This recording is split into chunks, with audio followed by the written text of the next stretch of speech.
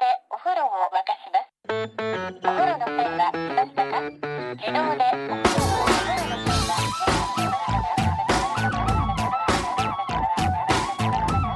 Hello and welcome to another episode of No Such Thing as a Fish, a weekly podcast coming to you from the QI office in Covent Garden. My name is Andrew Hunter-Murray and I'm sitting here with James Harkin, Anna Taszynski, and our special guest this week is Cariad Lloyd.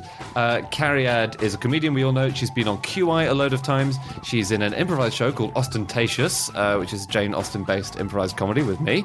And she also is the presenter and host and producer and everything of the podcast Griefcast, which is about grief and about people you've lost, but it's also very uplifting and charming and funny and wonderful.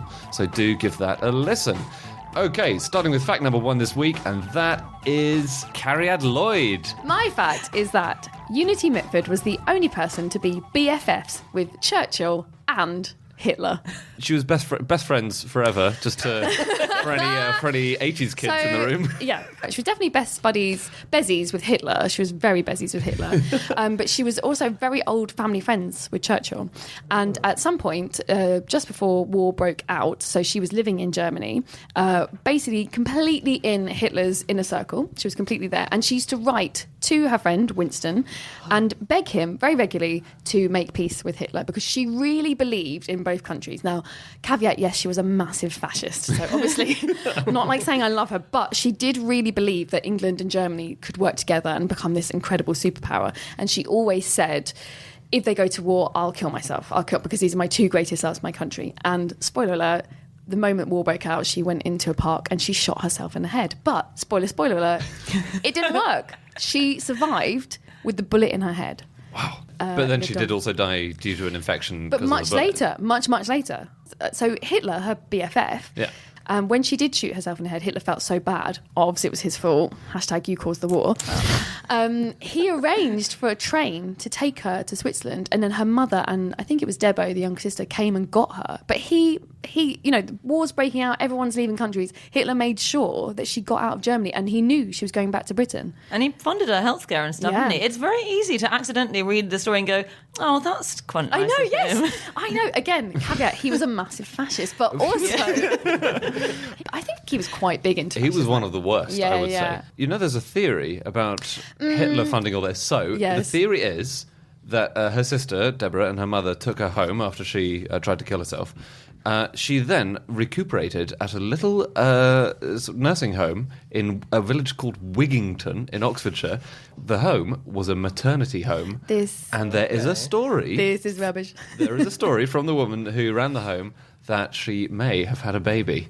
And the baby had a tiny moustache. And was a massive fascist. Yeah, and so the journalist who wrote about this, she asked the woman who she thought the father might be, and she said, well, my mother always said it was Hitler's. Although there is no record of this happening, so it's probable there is not a secret Hitler love child. Yeah. But they definitely copped off, didn't they? No, also, Really? There's a lot of, it was very suspicious. In the inner circle, all the Germans hated her. They were like, there's this British woman who Hitler literally, she would advise him and wind him up on stuff. And she was extremely jealous of Eva Braun as well. And Eva Braun was very jealous of her, though, right? So Unity definitely was in love with him, but what I've read seems to be that nothing happened. Basically, he was kind of using her because she was extremely useful. And the other weird thing about Unity is her middle name was Valkyrie. Unity Valkyrie Mitford, and she was born in the town of Swastika. That's so weird. So weird. And so it is said that he was very superstitious. And it was said when he found this stuff out about her, and she was a 6-foot, blonde, blue-eyed woman, that he kind of felt like she was very lucky. But apparently they nothing ever. Apparently there was no way they ever slept together, but she definitely would have. And she used to kind of hang out with other fascists. Did she sleep with Churchill? No, but her sister, Decca, was married to Esmond Romilly, who the big rumour is that he was Churchill's secret son. And it was all sort of hidden that he was actually a nephew. But yeah. I thought Churchill was quite happily married, though. Not like that massive fascist Hitler. So this town of Swastika is in Ontario. Yes. And they wanted to change the name during the war to Winston because of obvious reasons. Yeah. And they even did it, I think, or at least they got pretty close. But then everyone who was living there said, no, And so they took down all the new signs and they said, Wow. no, we were called swastika before Hitler came along. Yeah. We came up with the idea first. Why should we change our names? And they were named after the symbol, which was a good luck symbol in, is it Hindi or? Hinduism. Yeah, Hinduism. Hinduism. So that's, they were there beforehand. Doesn't Dan have a fact about that guy, I think possibly also in Canada, who was called Adolf Hitler? Yeah. And was asked if you're going to change your name. And he said, I'm not going to let one guy ruin the name. And he didn't change his name. Yeah. Anyway, the Mitfords, But they were sorry. amazing family. Yeah, there literally isn't one of them that wasn't somehow involved in something. So Unity was, they were all bizarre, but she Yeah. was bizarre. So she said that her and her sister grew up, her to be a fascist, one of her sisters, Decca, to be a communist. Yes. And she said that they used to scratch, she would scratch a swastika and her sister would scratch a hammer and sickle into the window of the bedroom that they shared together, and the scratches were still there. Yeah. And so they really pursued their dreams. Yeah. There was an article in The Guardian about how they're kind of inspiring in a twisted way, Yeah. because she was like, I'm in love with Hitler, I'm going to go track him down. And she did, and she went to Germany and she sat in a cafe that he frequented She sat there month every after day. month. Yeah, she sat there every single day until eventually he was like, "Who's that 6-foot blonde woman that keeps staring at me?" And that's how she got to know him. And apparently, she wrote to Decca and said, "This is my plan. Like any good obsessed teenager, this is how I'm going to get him." And her and Decca, Jessica Mitford, shared a room, and they had a chalk line down the middle of the room, and at one end was a bust of Lenin, and the other end was a picture of Hitler. Wow. Because but they were obviously still sisters and loved each other very much, and then completely opposite, but obviously growing up in exactly the same household. Do you And- think maybe like sometimes brothers and sisters go against their brothers and sisters, right? Yeah, well, they sort of, if you read any of the Mitford stuff, there's an amazing biography by Mary S. Lovell, which is the best Mitford S1 to read, which says that all of them had these incredibly obsessive personalities and filled them with, so either fascism or communism, or Pam, who was obsessed with farming. She sounds like the best yeah. Pam is the one that... Pam's the no one one's that- Pam's the one heard of. everyone forgets. But Pam she introduced forgets. a new breed of chicken Yes. into this country. Yeah. So And Pam apparently was quite a wit, and like Evelyn Moore was in love with her, I think. But the only people who heard her jokes were the chickens. Yeah, How exactly. sad. Were there 6? So there was, siblings? and there's a brother who died in the war. And then you have Nancy, who was a very famous writer. Diana, who obviously also being of a fascist. They don't do well on Diana fascists. was the mistress of Oswald Mosley, head She of was the the British... eventual wife of Oswald Mosley. Well, I yeah. was just referring to the courting phase. But she was the one who famously said Hitler had beautiful blue eyes. Oh, yeah. Did she tell Stephen Fry this? Well, Stephen definitely mentioned it on QI. He Stephen Fry says that she said to him, "Of course you never met Hitler, did you?" Yeah. She was an incredible woman, Diana. And she was said to be like the most beautiful woman of her age. Like men were literally falling over. And then she married a Guinness and had an affair. Not a pint of Guinness, she married the heir to the Guinness, and then had an affair with Oswald Mosley and then ended up marrying him. and then went to prison. Right? Went to prison, and she was the only during the war they were interred, and she and another woman were allowed their husbands in Holloway prison. So she was in Holloway women's prison, and then Oswald was allowed to join her because Churchill said that was okay, because he was Really? mates with the family. Nancy Mitford was famous for doing the upper class and lower class writings. Yes, Didn't she? You and Non-You was a Yeah. famous essay she wrote, about So the it's correct what, ways. What things show you off as being Yes. posh or not posh, right? Yes. Have you got a test for us? I can do one. How do you pronounce Oh, the yeah. word which refers to a large cat with a mane? A lion? Lion? No, not posh, not posh. Oh, no. Lion? Oh, you're pretty posh, I think. I'm putting it on, I'm putting it It on. rhymes with barn, apparently. Lawn. Yeah. How do you pronounce the game which I like to play where I hit little balls around with a stick in a field? Golf? Well, Goo. Golf. golf, Golf. No. Oh, yeah, No golf. way. Maybe you said golf. like Darren Goff. Going to play a game of golf. Oh, wow. Yeah. There was a study recently that found the Queen has become less posh over the course of her reign. As in, if you listen to her vows from 1953... Oh, yeah. She's still quite posh. Oh, she's still quite Not posh, as yeah. posh, though. If you listen to the old recordings, it's almost Yeah. like, it sounds almost But that's alien her language. accent is less posh. She still lives in a massive castle. She hasn't kept it real recently, No. yeah. But she talks quite street, I think is what we're saying. She lives in a palace, but she talks pretty street. She says BFF. Yeah.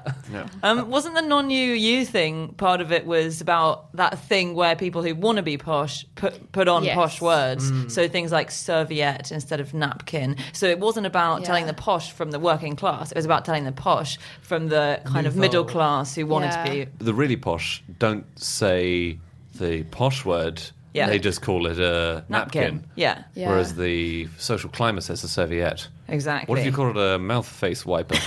Like I You're do. just a plain old weirdo. But yeah, it was just, Nancy was very like acerbic and witty about, so she was sort of taking the piss Yeah. out of people. There was a lot of piss taking involved, wasn't there? Yeah.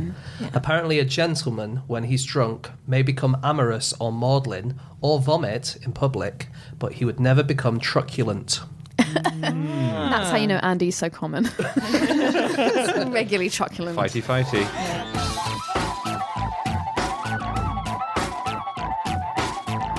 Okay, it's time for fact number 2, and that is Anna.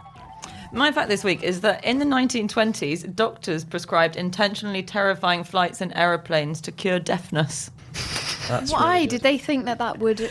What was their reason? Well, I would think maybe because it makes your ears pop. yeah, but like, Is it that? It Yeah. was not that. No, it was the shock factor. So it actually started with someone who couldn't speak. It was an army serviceman who I think lost the ability to speak during the First World War. And this is in 1921. This doctor called Charles McInerney said it was a psychological problem and that the solution would be going into a plane and being treated to a series of loop-the-loops and nose dives and spins and things that made him think he was going to die. And lo and behold, he took this prescription, he did it, he stepped off the plane and he said, I don't know if I can speak anymore. And it turned out he could because he said that. And then it started being touted as a cure for everything, including deafness. So deaf flights were a thing that was quite commonly prescribed. And Charles Lindbergh, very famous, obviously, aviator, on his business card, he had deaf flights as one of the things that he offered.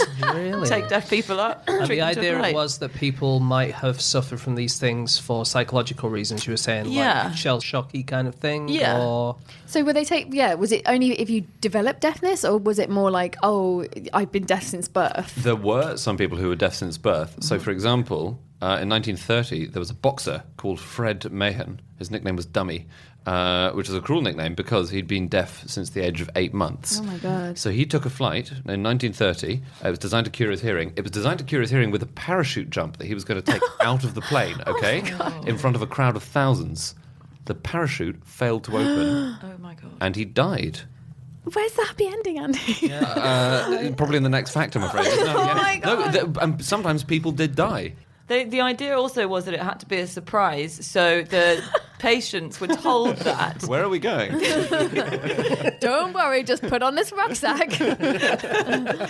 They were told they were just going in a flight because it was the altitude that cured the deafness. Right. And then they'd go up in the flight, and then it would be a horrible shock when you suddenly started nosediving towards the ground or spinning around in circles. Yeah. Because obviously, if you knew it was going to happen, then the cure wasn't going to be as shocked. effective. Have you heard about this flight that happened in when did it happen? In 1969 with Alan Funt? Have you heard this before?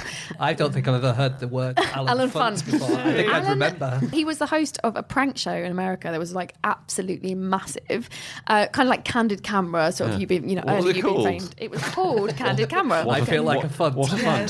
Alan Funt hosted Candid Camera, which is like the original You've Been Framed. And he was hugely famous, as much as I would say Jeremy Beadle was in his day. And he was on a flight with his family, and they had a camera crew because they were going to film like this new prank show. And it got taken hostage. So the plane, a guy stands up, and it was at the time, apparently, there was loads of this happening, and they were just constantly, in 1969, being taken to Cuba. It was like quite fashionable. So everyone starts panicking. Then some of the passengers see Alan Funt and go, oh, it's a prank. And it wasn't a prank.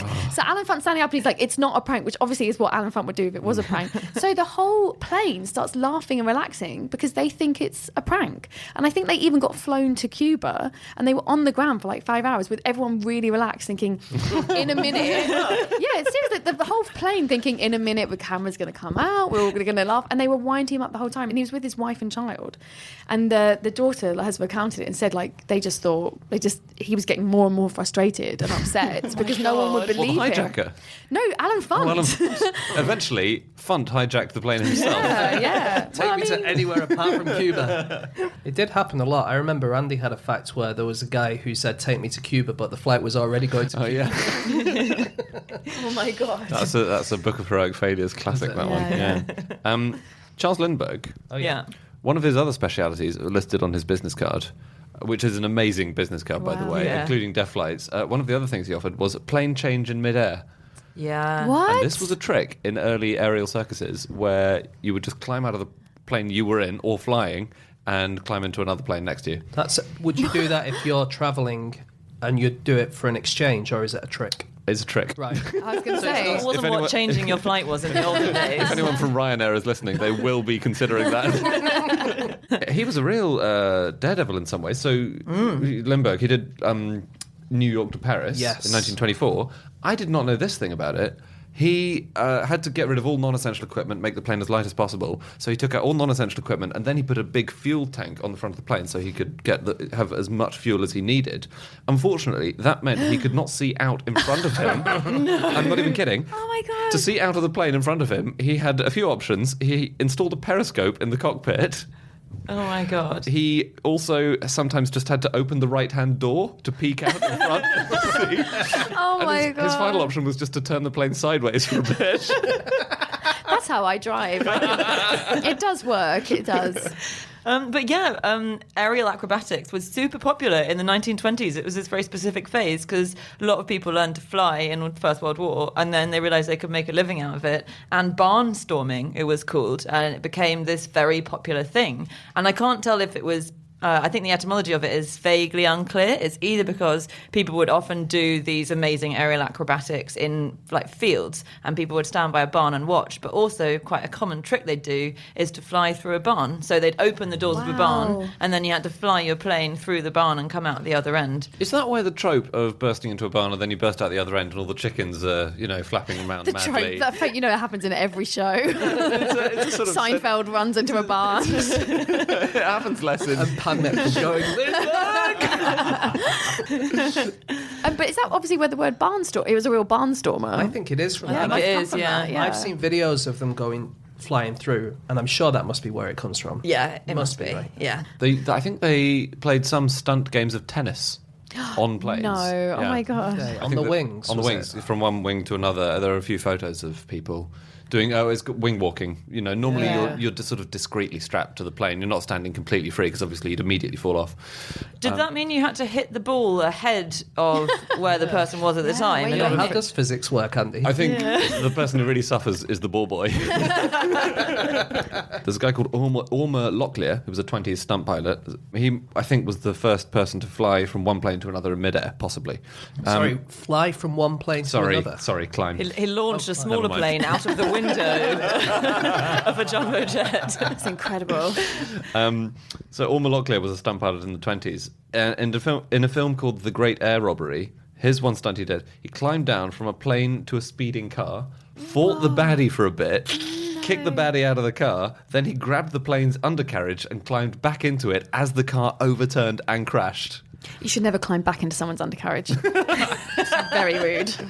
Do you know another old cure for deafness around about this time, in the 1920s and before, was to make your own artificial eardrum or have an artificial eardrum inserted. But you could order them, I was going to say online, and they sent you things that were often made of elk's claw or pig's bladder or fish bone or something called gold beater's skin, which I didn't know about, but your dad probably would, Andy, because it's used in the gold leaf making process, and wow. apparently it's animal intestine.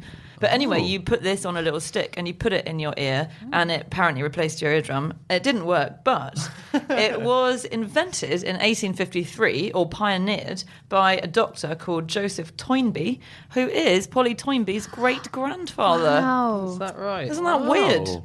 That's good. I read the other day, and I haven't looked into this, I just saw the headline that your eardrum moves the same way as your eyes move. So when your eyes kind of move to the left or right, your eardrums slightly move around to help. No. Like cats' ears, when they cats are obviously Yeah. just doing it themselves. Our eardrums are obviously doing it. Yeah. Oh my God, I can kind of feel it. If you move your eyes around. I think that might be your ear bones moving in your jaw. Oh, yeah. Yeah, it might be. All right. The other thing with, No, I can feel it too. yeah, it might be your ear bones. You have ear bones too. And it's not just Anna who Is has it the ear ear bone? No, I'm just moving my eyes.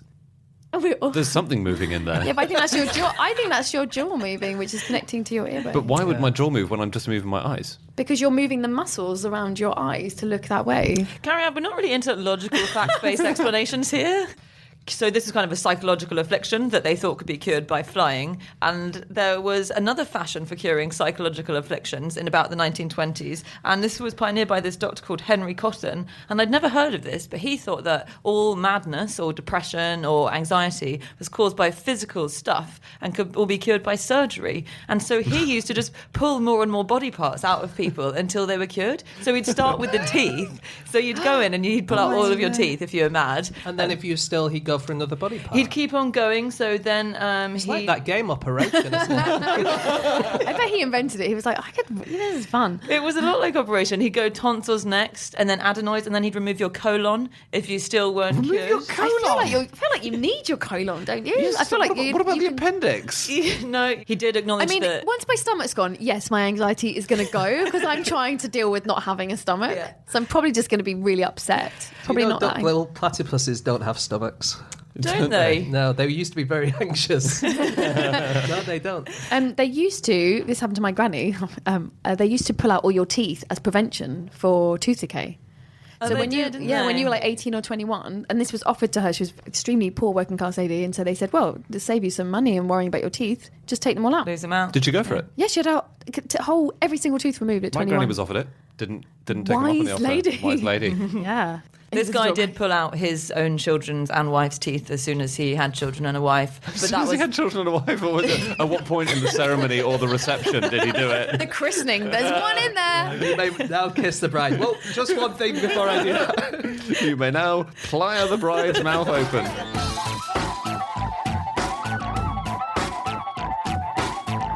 Okay, it's time for fact number 3, and that is James Harkin. Okay, my fact this week is that there is a patch of snow in Scotland that fell 11 years ago and has just melted this week. That is amazing. It's sad. It's very sad. I thought it was amazing. Then when I looked into it, I realised it was sad. Super sad. At first I was like, wow. Oh, sad. Yeah, so there are these people who kind of always looking for the last bit of snow that's on the Scottish mountains, and most years it's still there when it starts snowing again, so it's always going to be there, and actually it always melts from the top, so the bit at the bottom will have been there for the whole time. But this week, and I'm going on a bit of a limb because as we're doing this podcast, I think there might still be a tiny bit there, but it's like a bit the size of a rucksack or something. There's hardly anything, and it looks like it's on its last legs. Probably, we're recording this on September 29th, and I think by the 30th or by the start of October, it'll definitely be gone. God, but you're in trouble if there's an unexpected blizzard in Scotland over the next week. Yeah, exactly. Yeah, hasn't it only disappeared 6 times in the last 300 years or something mad like that? So, yeah, I read it as in the last 300 years, there have only been 6 times when there's been no snow on the ground in Britain. God, you know, like every time you listen to the news at the moment, you feel like it's end of days. And then you read a story like that where you go, and the snow has also gone. And you think, oh, God. But it's got a name. Yeah. There's a few of them. I think the one that I'm talking about is called the Sphinx. Yeah, and it's because there's a rock above it that looks a bit like the Sphinx. Oh, I didn't from know that was Egypt. the reason. Okay. Yeah. And were What they did like, you think it was? I thought it was like the patch of snow asks you a riddle when you get there. And if you answer wrong, it folds you into its cold heart. I don't know. That's how it keeps going. It keeps on absorbing. it needs one more virgin to come and ask it a question. Andy, whenever. Hey! So these people are very interesting guys. They're the snow patch hunters. Yes. And so we only know about this because of this guy, Ian Cameron. Yeah, and he's like one of the main guys, and he often goes and tries to find these patches, and then we'll take photos of them, and then eventually, pretty much if Ian Cameron says they're not there anymore, they're probably not there anymore. Yeah. And he's got a Facebook group which you can go on, and, you know, every few days he posts, and he's like, oh, there's still a little bit left here, but probably not tomorrow. And all of the data he gathers is really useful for climate scientists because he's got a record stretching back years and years now, Yeah. which is very useful in terms of the temperature on the ground. And this is what they think it's climate change. Is that what? Yeah. Well, he is quite circumspect about it. He says, look, I'm just going to leave it to the scientists Yeah. to decide this kind of stuff. I So- wish more people would take that attitude. I suppose it seems pretty likely that it's climate change, right? Well, you know what? I, like Ian, I'm going to leave it to the scientists, but yeah, it clearly is. But he told the New Statesman when they spoke to him, he said, It might sound weird to say, but it's like seeing an elderly relative or an old friend. You're slightly disappointed if it's not in as good a condition. Aw. And you're really disappointed if you turn up and it's not there. He is all about the snow, isn't he? Yeah, I think he only cares about these snow patches, and he says I'm sure he cares about other things. His poor wife covering herself in snow. Look at me, Ian, look at me.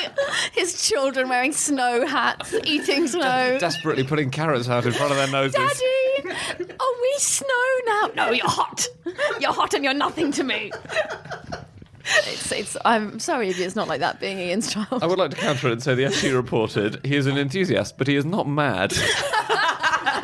So Tell that to his poor melting wife. I think Ian Cameron is a bit of a hero because, he's like looking at this kind of thing and no one else is, but actually it's, like you say, really good data and... No, he sounds amazing. It's amazing. And obviously it needs recording. People do seem to be taking notice. There's a whole Wikipedia article called "Snow Patches in Scotland," which I suspect maybe Ian Cameron wrote this.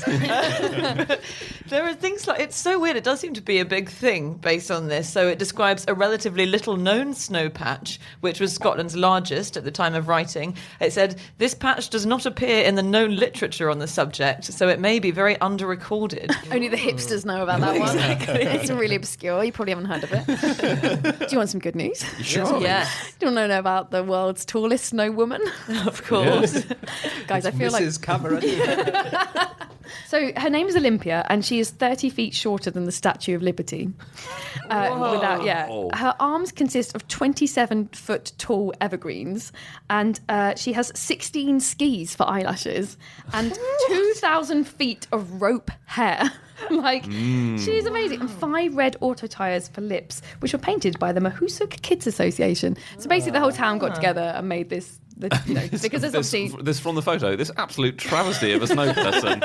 I want to know what the carrot is made out of, The because carrot, I presumably can that's tell the you. size of a bus or something. The carrot nose is made of muslin, chicken wire, and wood frame by the MSAD number 44 elementary school children. It's I have in to say, Bethlehem, Maine. if that magically came to life and approached me one night, I would run for the hills. Andy, why is that? Why would that happen? Well, like in the snowman, Oh, I the see. Christmas Sorry. thing. I would not go walking in the air with that beast. I would sit indoors with a hairdryer on full blast if it came near me.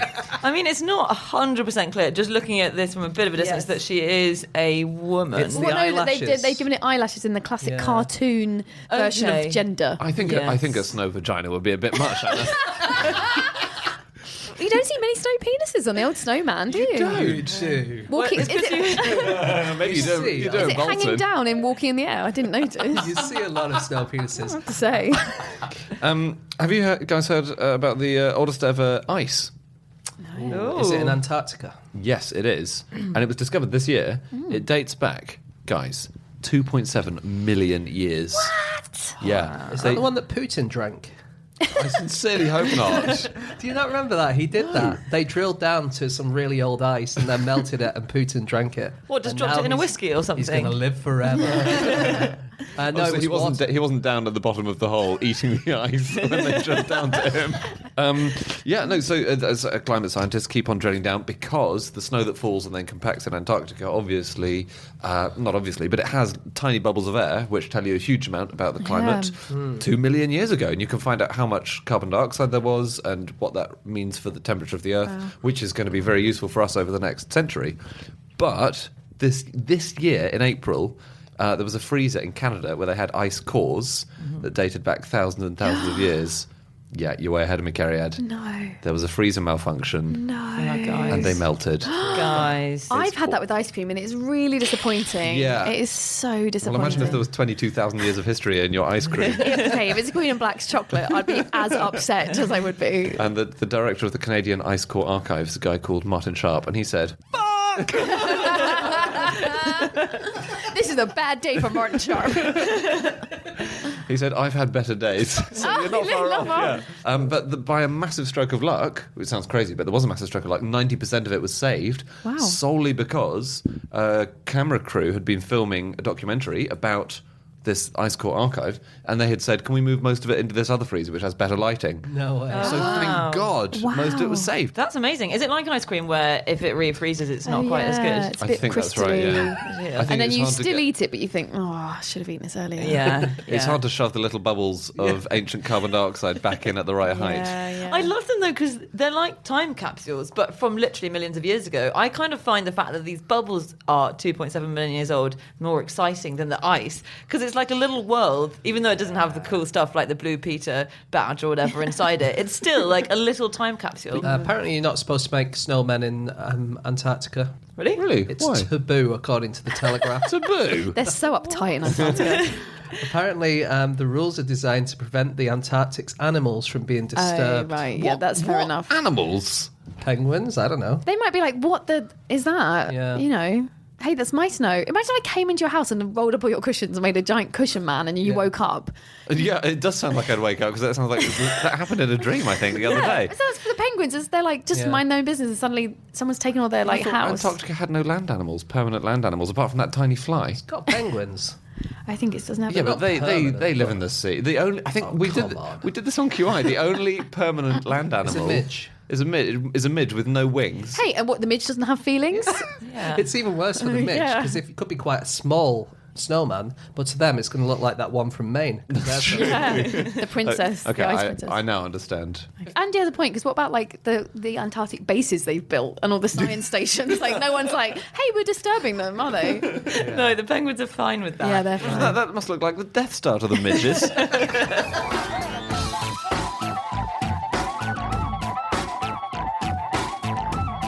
Okay, it's time for a final fact. That is my fact this week. My fact is that the first person ever to use the word sponge cake was Jane Austen. Oh, good old Jane. Good old Jane. Now, we mentioned this because, Cariad, you are in an improvised comedy group called Ostentatious, which is about Jane Austen. Yeah, I am AHM. Great. Who's in that with me? Joe Mapurgo. Joe Mapurgo, yeah. Joseph Mapurgo is great in that. comedian. Rachel Great. Paris. He's yeah. a great comic, isn't he, Jamie He's Mapurgo? amazing. he Yeah, he is. does very well. Andy is also in that group with me. I'm in Austin, yes. Yeah. And So- you guys have got some big shows coming up. We have. We're going to the West End for 3 dates. The Piccadilly Theatre. We're going December 5th, January 23rd, and special Valentine's Day, February 13th. Go the day before. That's what all the fashionable couples are doing. And then on February the 14th, you can do something actually fun or Yeah, romantic. exactly. At the Piccadilly Theatre at 7:30. Yeah, Ostentatious are playing their biggest dates yet. And we've both seen it, and it's amazing. Isn't It's it? fantastic, yeah.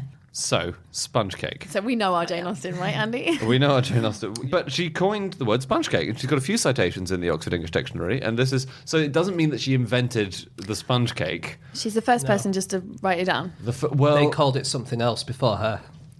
Do they call it cake sponge? yeah, it's so the first record of the word Right. comes from her writings.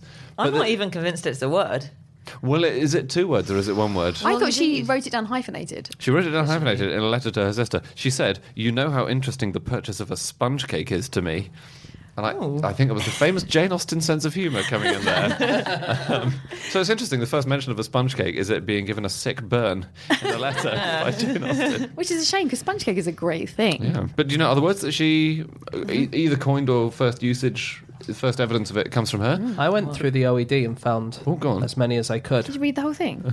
Well, I've only started at the beginning, couldn't get through it. aardvark, no. Antibilious. Ooh. They're all kind of very Austen-y words, the ones. Like there's coddle, cousinly. She invented coddle. She didn't invent them, I suppose, but she's the first example we have of it. Okay. Don't you have isn't there something you coddle an egg? Yeah. Ah, yeah, so maybe it's coddle in just that specific term, as Yeah. in to mollycoddle. Right. Right. Yeah. Irrepressible, obtrusiveness, tit-uppy. What's titopy? Tit-uppy. It's the study of tits. Titography, Carrie. Sorry, I'm sorry. I was, Titology. I Titography. get them mixed up. Photographing. Oh, I'm getting confused. Tit-uppy, I think it means like a tit-up. oh yes, And yes. I suppose a tit-up is a mistake or something. Oh, yeah, No. Darcy's always tit-hopping, isn't he? That ball went really tit-oppy. That's how Lizzie felt. And gad, as in to gad about. You're kidding. she the The, first one to do the gad? verbal use of gad. Yeah. I That's think cool. that's better than sponge cake, to be honest. Yes, it Gad is. about. They're quite niche words. Yeah, that's they? what I think as It's well. not like Shakespeare who just invented the and table and all the main words. Before that, we just literally left a gap. I've got some mind-blowing news on that, Anna. Oh, yeah. So Shakespeare's always said that Shakespeare invented 1,700 words, right? Mm-hmm. And I'm always saying it. And so the words include bump, hurry, road. I mean, it's nonsense. So the reason that he gets all these citations is because the first team of people compiling the Oxford English Dictionary knew his works intimately because they were all lexicographers. Yeah. So when they were thinking, oh, well, where's the word critical? They say, oh, there is a critical in whatever play it was. And then, now that we've got better technology, we're going back and we're finding way earlier ones. So we thought that the word puke was a Shakespearean coinage. Turns out it dates back to 1465. It's almost 2 centuries before Shakespeare wrote it. I bet Chaucer was saying the word road. Come on. Canterbury Tales. It wasn't gone on a road. Yeah, because it would be weird if Shakespeare's plays were just full of words that no one had heard Well, of. the audience It's would be so baffled. confusing. Although, imagine the reviews, But people say now, oh, I find Shakespeare hard to understand. Perhaps this was happening in the 16th century. People are like, I don't know what it's on about. I can't really That's a follow road. it. Yeah. There's, did you see the amazing website writelikeaustin.com? No. So it tells you can type in a word and it will tell you how many times she used it or if she ever. So she only used the word swoon 4 times. Wow. Which for people who watch Ostentatious will know, we use that word quite a lot. She used the word curtsy 6 times. She never used the word marvel. So words that you think of quite... She hadn't invented superheroes. No. She was Marvel. mainly using the word DC. She did. There were things that I think that she may have invented. Like, so the phrase Tom, Dick or Harry, I think, comes from her. And you can imagine I've her heard that, thinking that up from her own head, right? Or dog tired comes from Jane Austen. Again, like that's the kind of thing maybe she had made It's up. just good writing. Yeah, if I've told you once, I've told you 100 times. No, she came up with that? Yeah, that was from her. That is a biggie. That's probably her... I'd say that's her lasting achievement. Yeah, but you're only saying that because you've been told that a lot of times by your parents, right? I think it's above puke. Yeah. Yeah. Jane Austen wrote not very well, according to this professor. This is really interesting. I'm bristling. And Yeah, according obviously. to a lot of people as well. According to a lot of men throughout the years have written harsh reviews of her. Well, Virginia Woolf didn't like her much. Oh, no, that is true. Well, But Well, Virginia Woolf was a man. It's extremely interesting you raise Virginia Woolf. So this is a study done by a professor called Catherine Sutherland. And basically what she was saying is Jane Austen didn't write like we think she wrote. That was the work of an editor. So I agree with Cariad and Andy that like her novels are perfection in terms of like the construction of the sentences in the English language. But what this academic says is that was all the editor. And if you look at her works, her first drafts of works, she writes totally differently. Well, they're just daubings with crayon on the back of a mirror Mr. that she Darcy, posed to her. big nice man, came in the room, and he was like, so nice. Well, she was more experimental. So it actually sounds like she was more interesting. And she said that she wrote a bit more like Virginia Woolf. So, for instance, when she had exchanges between characters, like speech exchanges, she wouldn't separate out one speaker from another. So it would all be like blurred in a more stream of consciousness-y kind of way. Which is, keeping the idea of speech, which she's so good at. Her speech is so good. Yeah. Well, the Wow. editor was the one who had to separate it out. And she couldn't spell, so she didn't know which went first out of I and E. She didn't know punctuation. Well, But also loads of people rules- didn't spell. Yeah, the rules hadn't been set. rules You and weren't non-you as- had not been set Yeah. then. Yes, the rules hadn't been set. I think maybe she was a little bit worse than other writers at the time. And also she didn't separate things into paragraphs very well. So Oh, to be fair, apparently... she was a woman in the 19th century or the one before that, the 18th century. She hadn't had a lot of education, had she? Look, I'm not saying she didn't do very well. But where she- We're really bristling, aren't we? Yeah. Could it be that she didn't try and write sponge cake? She just misspelled like sponge cock or something. Sponge cock. What You book know- is that in, James? You know how interesting the purchase of a sponge cock is to me. That is a way more interesting letter, to be fair. Virginia Woolf said that one of the reasons that she was so popular is there are 25 elderly gentlemen living in the neighbourhood of London who resent any slight upon her genius as if it were an insult to the chastity of their aunts. Wow. Oh, that's a lovely sentence. She's an equally brilliant writer, Virginia Woolf. I know, it's so sad. They're both so fantastic and yet didn't like each other. Well, Austen didn't have many opinions on Virginia Woolf. There will come in the years after my death a woman who is crap. And I will call her Virginia Woolf, but spell wolf wrong.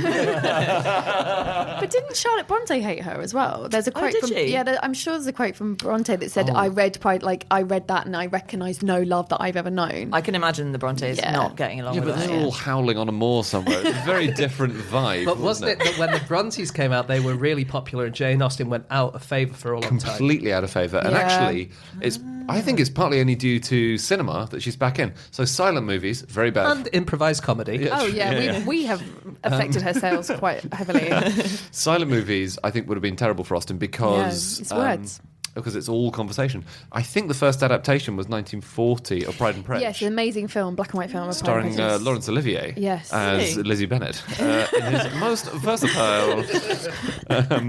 Yeah. There's been some amazing spin-offs. I don't know if anyone looked into this. Like, I mean, obviously the Austen industry, myself and Andy are employed by, is huge, and there's lots of fan fiction and lots of people writing other books. So I just looked up like the top 20 of other books. There's just like Definitely Not Mr. Darcy, Prom and Prejudice, Colonel Brandon's Diary, Pride and Prejudice and Zombies, Mr. Darcy Takes a Wife, Pride and Prejudice Continues. They read like titles from our show. Wow. Like they're an incredible amount. I read that a lot of people do this fan fiction because there's not enough sex in the actual Yes, stuff. a lot of it is sexy. Darcy's Passions, Pride and Prejudice retold through his eyes by Regina Jeffers, I think is a little bit more sexy than her stuff because she doesn't really go into it has to be said. Darcy and Elizabeth, Nights and Days at Pemberley. Oh, These are there all we- available to yeah. buy, guys. More nights than days, I reckon. Hot Nights at Pemberley. Mr. you know- Darcy's Undoing, a Pride and Prejudice variation.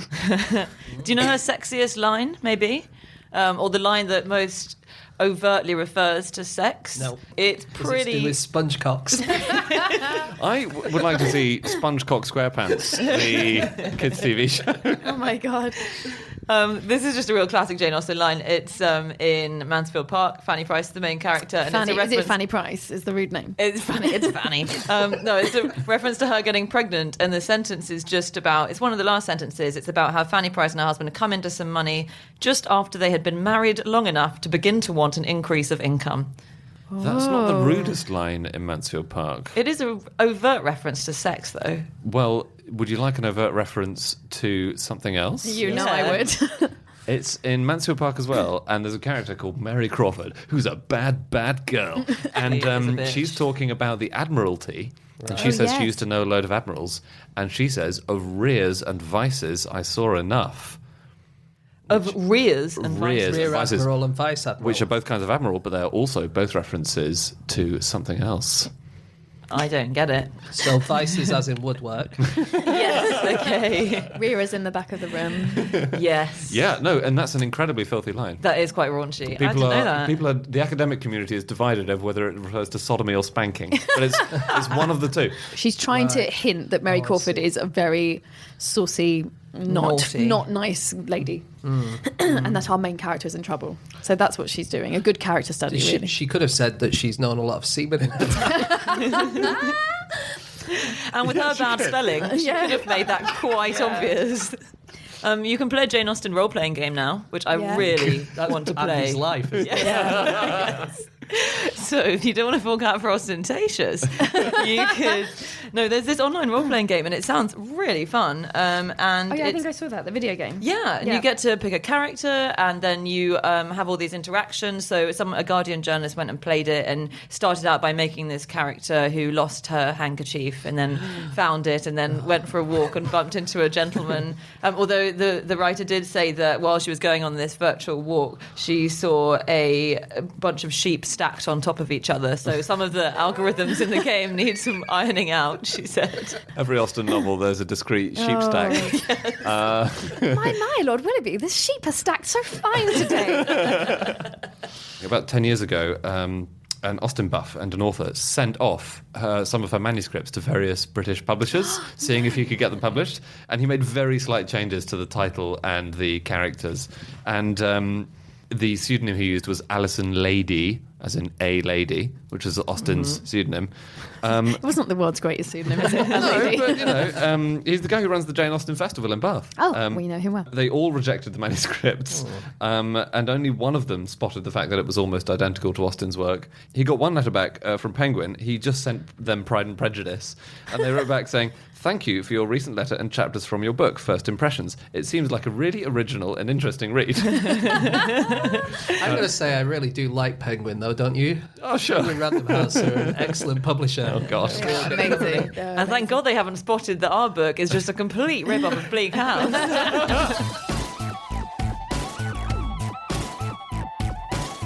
Okay, that's it. That's all of our facts. Thank you very much indeed for listening. We will be back again next week with another podcast. But until then, you can check us out on Twitter. We are at No Such Thing, and we all have individual Twitter accounts. I'm on at Andrew Hunter M. James. At James Harkin. Cariad. At Lady Cariad. And Anna. You can email podcast@qi.com. Yeah, and if you want to come and see us on tour, we've just announced a whole new bunch of tour dates. We're going all over the UK, and you can see that at qi.com/fish events. You can also see our book. We're publishing a book which is coming out very soon. You can get that by going to qi.com/fish. qi.com/fish or Google The Book of the Year, which is what it's called. And if you want to see Cariad and me in Ostentatious, You can go to the ATG website, or you can go to ostentatiousimpro.com/shows, and that has all the booking links for all our London shows and our UK tour as well. lovely. Okay, we'll see you next week. Thank you very much for listening. Goodbye.